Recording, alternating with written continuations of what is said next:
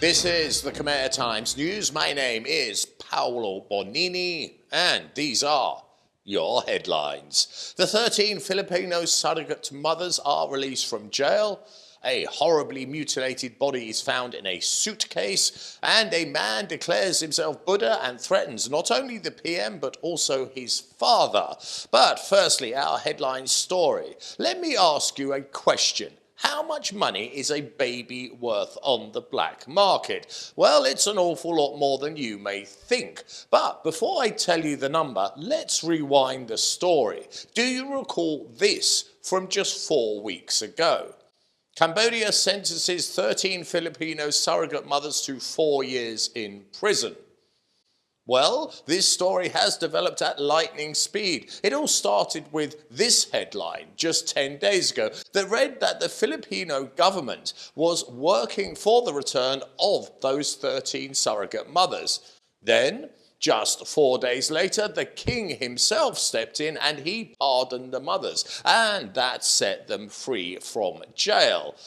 And just a few short days later, those 13 women landed back in Manila, free of their shackles and their confinement. The case itself was one that left few people sitting on the fence, as the 13 women had travelled knowingly to Thailand and had been impregnated there. They were then transferred to Cambodia, as the laws in Thailand looked very gravely on women selling babies on the black market. The human trafficking gang thought Cambodia would be a safer option for the women to give birth and then sell the babies. But Cambodia was far from a good choice, as there has been a huge effort to cut down on human trafficking by law enforcement. And to send that message home, the courts jailed the women for 4 years each. In an interview with us at the Khmer Times, the Anti-Human Trafficking Unit said the pardon should not be interpreted as a leniency towards human trafficking offences, and the release is no carte blanche. For the release itself specifies that the Philippine government is to guarantee that the women and the babies are monitored, and more importantly, that the infants will not be sold. I asked at the start, how much is a baby worth on the black market? Well, the money involved is vast. The women themselves get paid $10,000 each, but each baby, when sold, could be worth as much as $250,000. And with 13 women, that, my friends, is over $3 million clean profit. This legal outcome suits all. The children's safety has been guaranteed. The two countries involved brokered a fair deal for all. But much more importantly, a very strong message has been sent. If you think Cambodia is lenient on human trafficking, then you really do need to think again. On this week's Crime Desk, a mutilated body is found in a suitcase. Police fire on a van and wound 2 innocent people. And a man who claims he's Buddha says he wants to take on the army and start a war with the PM.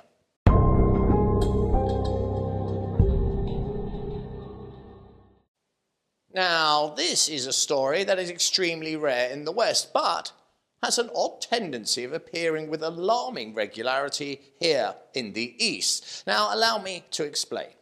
What we have is yet another suitcase that has been found with a dismembered body stuffed inside it. And where it was found is really bizarre. The case involves the dismembered corpse of a Chinese man, and the suitcase itself was found in a guest room of a karaoke bar in Poi Phet. The Deputy Chief of Poi Phet City Police said this week that at about 2 p.m. on Sunday, a cleaner at the guest house located in Sfar Kandal village was about to prepare the room for new guests when she noticed the suitcase. She eyed it with great suspicion, as it gave off a terrible odour. Realising this was above her pay grade, she called the manager to investigate. Wise woman indeed. It was then, when the case was opened, the true horror of what lay within became very apparent, as body parts of a rotting corpse spilled out, and the manager immediately called the police. The autopsy said that the man had been chopped up and then placed in a black plastic bag before being stuffed inside the suitcase. This dismemberment itself was extremely grisly, as the hands, the legs and the head had all been severed. And if you watch this show regularly, you will know how very difficult it is to cut someone's head off. The victim is judged to be between 20 and 30 years of age, but his identity is still not known. The police say that no suspects have been detained as of yet, and there is no leads as to who the mystery man in the suitcase actually is. The next crime story is the boldest crime I have ever reported on. The headline reads, "Man arrested for declaring war on Senate President Hun Sen and Prime Minister Hun Manet." Really? A man took it on himself to declare war on the country's president and prime minister, and seeing as they have the military on their side, that is an extremely bold move. But this case has very clear mitigating circumstances. The man himself was arrested, and when questioned, the culprit declared himself to be a reincarnation of Buddha, and he confessed he had publicly declared war on both Senate President Hun Sen and Prime Minister Hun Manet, both on social media. He also demanded that the state's version of Buddhism be replaced by his teachings. The numerous postings on Facebook and other outlets were disturbing, as the man ranted on, saying all people should follow his teachings, for he is the future Buddha. And as he issued his decrees, he wielded a large machete, demanding both leaders obey him. The suspect threatened to kill numerous men and even kill the former Prime Minister, Mr. Hun Sen, if he refused to meet him.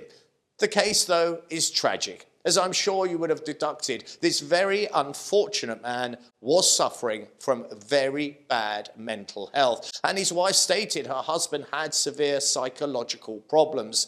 The man, I'm very pleased to say, is now in care and is to receive help.